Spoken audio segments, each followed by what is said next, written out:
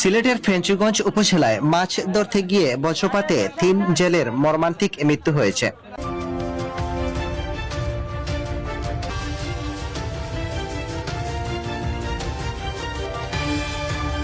স্থানীয় সূত্রে জানা যায়, প্রতিদিনের মতো জীবিকার তাগিদে নদীতে মাছ ধরতে গিয়েছিলেন কয়েকজন জেলে, কিন্তু হঠাৎ করে আবহাওয়ার অবনতি ঘটে এবং শুরু হয় বজ্রপাত।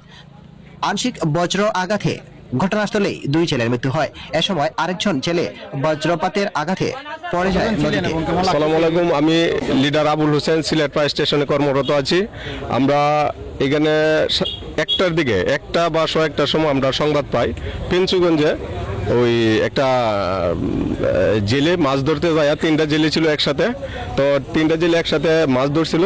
তো আনুমানিক সম্ভবত আমরা স্থানীয় লোকজনের মাধ্যমে যে সংবাদ পাইছি, জানতে পারছি যে এখানে 10:30 থেকে 11টার সময় বৃষ্টি হয়েছিল। বৃষ্টির মাঝে তারা মাছ ধরছিল। তো বৃষ্টির মাঝে মাছ ধরা চলাকালীন অবস্থা বিদ্যুৎ চমকাইছিল, যেটা আমরা বজ্রপাত বলি বা ঠাড়া বলি। তো ওই বজ্রপাতের সময় 2টা লোক মাছ ধরার যে ট্রলার আছে, নৌকা আছে, নৌকাতেই ডেথ হয় বজ্রপাতে, আর একটা লোক নৌকা থেকে পানিতে পড়ে যায়।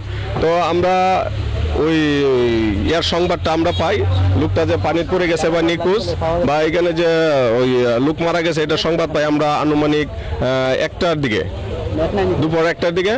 তো আমরা আসলে আমরা আরেকটা অ্যাক্সিডেন্ট কলে আমরা নিয়োজিত ছিলাম, অন্য জায়গায় একটা অ্যাক্সিডেন্ট কলে নিয়োজিত ছিলাম। উসমানী মেডিকেলে ওই লোকটাকে আমরা ভর্তি করে সাথে সাথে আমরা আবার ফেঞ্চুগঞ্জের উদ্দেশ্য আমাদের ডুবুরি টিম নিয়ে রওনা হয়ে এখানে কাজ করার জন্য।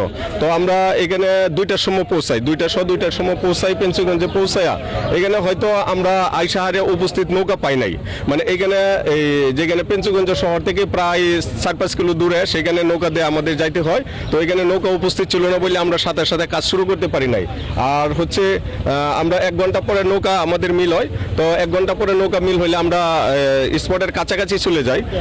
বাট ওইখানে স্পটের কাছাকাছি কোন জায়গাটাতে নৌকাটা বজ্রপাতটা হয়েছে বা লোকটা মারা গেছে, ডুবছে, সেটা কিন্তু কেউ সঠিক বলতে পারে নাই।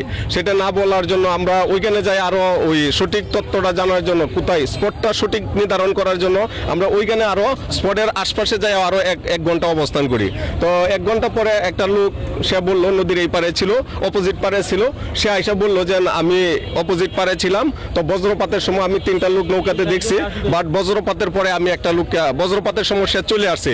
তো বজ্রপাতের আগে যে 3টা লোক ছিল, এই স্থানটা সে মোটামুটি আমাদের একটা চিহ্নিত করে। তো ওইখানে আমরা 3টার থেকে আমরা তালাশ দিই, 3টা 3:30 থেকে আমরা আমাদের ডুবুরি ইউনিটে আমরা চার্জ করি। তো ইনশাল্লাহ আমরা প্রায় 5টার দিকে, 5টা বা 5:30টার দিকে আমরা ওই ভিকটিমটা আমরা উদ্ধার করতে সক্ষম হই। তো আমাদের সার্থক হয়েছে, আমরা সিলেট থেকে আরসি ডুবুরি টিম 3জন ডুবুরি ছিল, এবং আমাদের ফেঞ্চুগঞ্জেরও মানে আমাদের একটা ইউনিট ছিল, তারাও আমাদের সহযোগিতা করছে। এখানে যে স্থানীয় লোকজন ছিল, তারাও আমাদের যথেষ্ট পরিমাণ সহযোগিতা করছে। তো সর্বোপরি আমরা সকলের সহযোগিতার প্রেক্ষিতে আমরা লাশটা উদ্ধার করতে পারছি। আমরা যখন এই ধরনের সংবাদ পাইছি, তখন আমরা দুপুরের খাবারের টাইম, আমরা যে ডুবুরি টিমটা নিয়ে আসছি, আমরা দুপুরে খানাও খাই নাই। আমরা আইসা শুধু খালি ফেঞ্চুগঞ্জে আইসা শুধু খালি পানি খাইছি, অর্থাৎ এখন পর্যন্ত আমরা দুপুরের খানা খাইতে পারি নাই। অর্থাৎ আমাদের উদ্দেশ্য হচ্ছে, যেহেতু আমাদের দুর্ঘটনার মেসেজ আসে, যত দ্রুত সম্ভব আমরা ঘটনাস্থলে পৌঁছাই, কিভাবে উদ্ধার করা যায়, সেটাই ছিল আমাদের লক্ষ্য।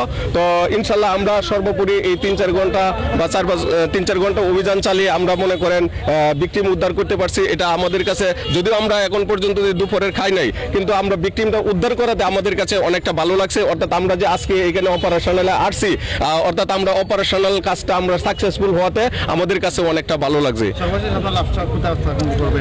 এখন হচ্ছে এখানে যে লাশটা হচ্ছে নিখোঁজ হচ্ছে, এটা কিন্তু থানা অলরেডি জানে।